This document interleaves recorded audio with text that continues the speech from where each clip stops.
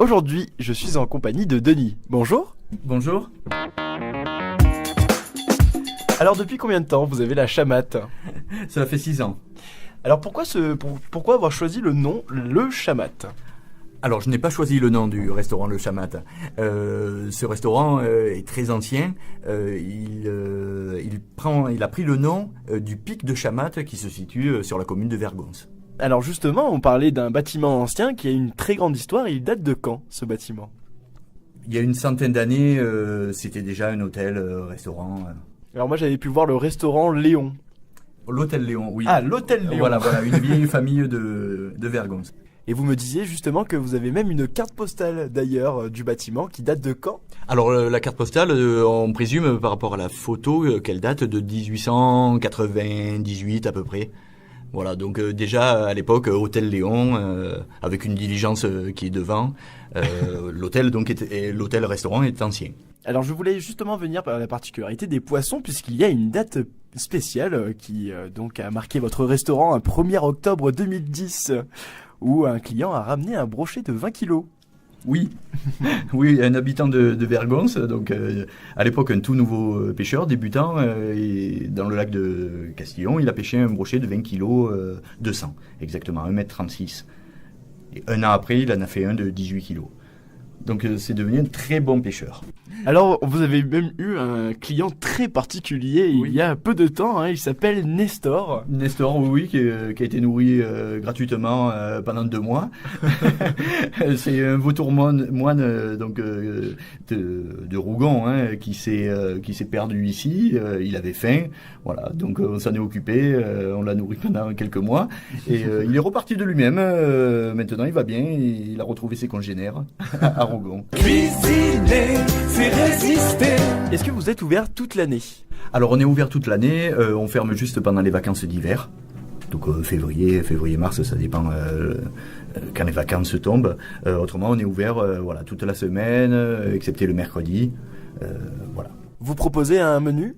Alors, on propose l'ardoise, c'est-à-dire que nous faisons quelques plats, quelques entrées, quelques desserts. Il n'y a pas énormément de choix, on fait 3-4 plats, on essaie de tout faire maison, de faire frais, voilà. Alors justement, comment vous définiriez votre cuisine? Cuisine familiale, traditionnelle. Ce n'est pas de la grande cuisine, mais on cuisine. Et en tout cas, c'est très délicieux. Quels sont les produits que l'on peut venir déguster chez vous? Alors, essentiellement, charcuterie locale et maison. Régulièrement, on fait notre propre foie gras. Donc, ça peut être des produits locaux comme du poisson. Mes parents montent le week-end, me montent du poisson frais. Alors, il y a certains produits que je vais acheter. Par exemple, sur Anote, la boucherie de Vincenzi fait des raviolis fabuleuses. Je ferai pas mieux. Donc de toute façon, pour faire en plus de la publicité, les faire travailler et tout, je leur prends les raviolis et je ferai pas mieux. Mais on cuisine, oui, on essaie de cuisiner au maximum. Tout ce qui est daube, blanquette. On n'achète aucun plat. Préparé, qui est déjà prêt, même en frais, ça existe, et c'est pas du tout, dans notre intérêt et notre philosophie. Et au niveau des desserts, ça dépend un petit peu les saisons, et on essaie de faire des desserts maison. Alors vous cuisinez essentiellement du produit local alors? Le maximum. Le poisson, quelquefois nous avons du poisson de rivière ou de lac. Après, le poisson de mer, bien sûr, n'est pas du coin, quoi. Alors malheureusement, on ne peut pas manger du poisson sauvage chez vous, hein?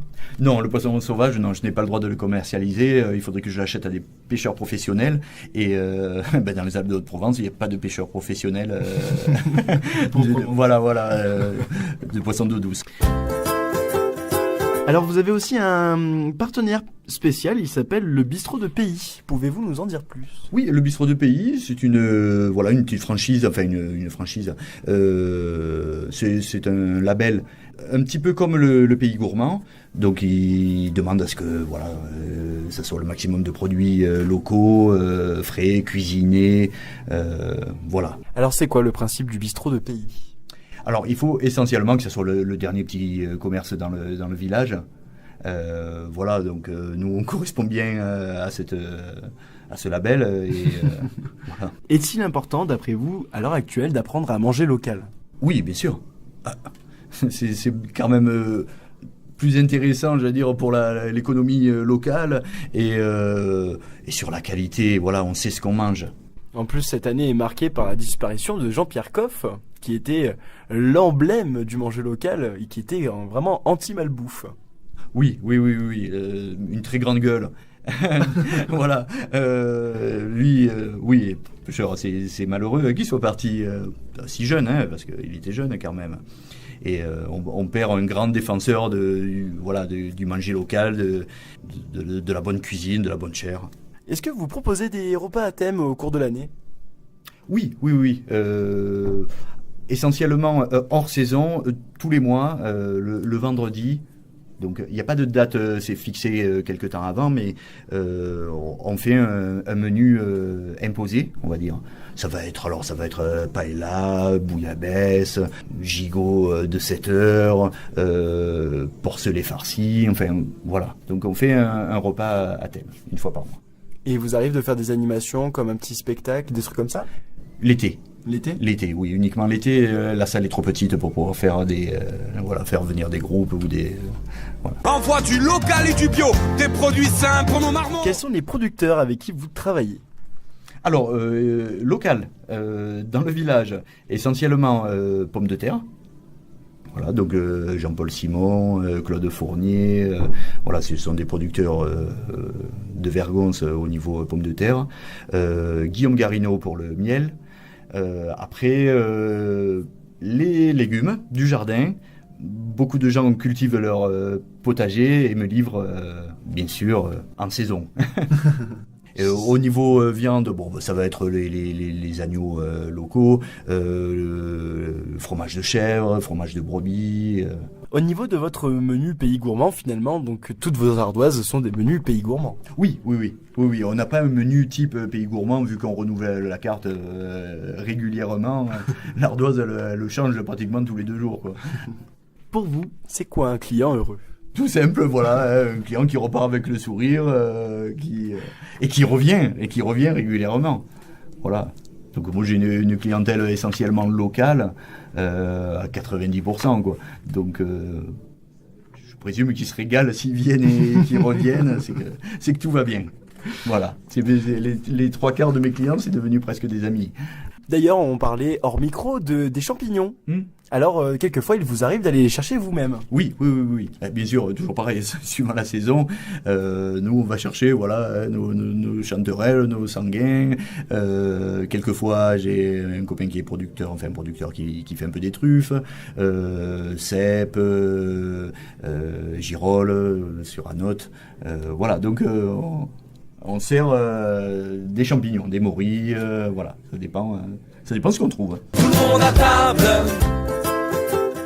Eh bien, aujourd'hui, ce n'est pas une, mais 2 recettes que vous nous proposez, donc un plat et un dessert. Quels sont-ils? Alors, donc le confit de cuisse de canard, une recette toute simple à faire. Les gens n'y pensent pas, ils achètent des boîtes de conserve ou sous vide sur du confit de canard, alors que c'est très simple à faire. Et une panna cotta, donc à la prunelle, donc des petites baies qui poussent dans la région. Voilà, c'est original, c'est simple à faire et c'est excellent. Alors la particularité de la prunelle, c'est que ça se mange pas forcément cru. Non, pas du tout, c'est très âpre. Voilà, déjà il faut le ramasser dans l'hiver lorsque le gel est passé dessus. Voilà, vaut mieux pas la manger directement sur l'arbre. Alors, commençons par la recette du confit de cuisse de canard. Alors donc, c'est tout simple à faire. Donc il suffit, le plus compliqué, c'est de trouver des cuisses de canard gras. D'accord. Donc c'est vraiment très important, par contre, que le canard soit déjà gras à la base. Voilà. Oui, c'est le canard qui va servir à faire le foie gras. Donc on peut, par contre, en trouver chez le boucher. Bon, il faut le commander, mais donc vous prenez 4 cuisses de canard gras. Il faut à peu près 2 boîtes de 4 quarts de graisse de canard. Sur Saint-Jacques, faut voir voilà, s'ils sont prêts à vous vendre quelques cuisses de canard gras. Parce que le domaine des Guines voilà, fait son foie gras, a un élevage de canards. Il y a un très bon restaurant. Ça vaut peut-être voilà. le coup même d'acheter un canard en entier. Oui, aussi. oui, avec le foie, ça serait bien aussi. Oui, donc au niveau de la recette, ça se passe en 2 temps. Donc la veille, il suffit de frotter au gros sel les cuisses de canard, les laisser reposer au frigo. Le lendemain, donc une douzaine d'heures, hein, le lendemain, il faut penser à bien laver donc le gros sel, plonger les cuisses de canard dans la marmite avec la graisse de canard. Donc il suffit de faire mijoter donc en cuisson basse. Hein. Bien sûr, il ne faut pas que ça cuise à gros bouillon, mais pendant 3-4 heures, vous laissez mijoter vos cuisses de canard. Voilà, moi je rajoute quelques baies de genièvre, des feuilles de laurier, pas de sel bien sûr, hein, vu que la cuisse a été déjà salée. Voilà, vous laissez 3-4 heures et votre confit est prêt. Alors comment on sait quand est-ce qu'il est cuit? Il est tendre. Il est tendre. Le canard a tendance à être ferme, à être dur. Donc, au bout de quelques heures, de toute façon, lorsque le couteau, une pointe de couteau rentre dedans, voilà, le confit est prêt. Vous conseillez de l'accompagner avec quoi? Des pommes de terre, des pâtes? Le mieux, pommes de terre sarladaise. Des pommes de terre finement coupées avec des oignons et revenus à la graisse de canard et quelques cèpes. Voilà, donc c'est un plat très léger, très pauvre. Ou un gratin dauphinois, pareil, c'est très léger. Allez, tous au régime. Ou des petites pommes de terre, rissolées dans de la graisse de canard. Avec de l'ail et du persil, c'est excellent. Voilà. Après, au niveau du dessert, donc la panna cotta, donc c'est très simple à réaliser. Donc à peu près pour 5 personnes, vous prenez un demi-litre de crème fleurette, 15 grammes de sucre, 125 grammes de gelée de prunelle. Au préalablement, il faudra aller ramasser les prunelles et donc les faire cuire avec du sucre, faire comme une confiture. Voilà, la gelée de prunelle, je me la fais moi et voilà. 2 feuilles de gélatine. Donc il faut faire chauffer la crème au bain-marie, on va dire maximum 60 degrés, en incorporant le sucre et la gelée de prunelle. Donc je précise bien qu'il ne faut pas que la crème boue. Non, voilà, il faut pas qu'elle boue, il faut pas la porter à ébullition, à 60 degrés c'est bon. Vous incorporez les feuilles de gélatine au préalablement trempées dans de l'eau froide, c'est tout. Votre panna cotta elle est faite, vous la mettez dans des petits ramequins pendant 4 heures à peu près au réfrigérateur et c'est prêt. Si on souhaitait embellir ce dessert, qu'est-ce que vous nous conseillerez? La panna cotta est assez complète, mais avec un petit peu de chantilly, un petit coulis ou de fruits, quelques biscuits secs, mais voilà, rien de spécial. Alors, en biscuit sec, moi je conseillerais le spéculoos. Spéculoos ou canistrelli. Cuisiner, c'est résister.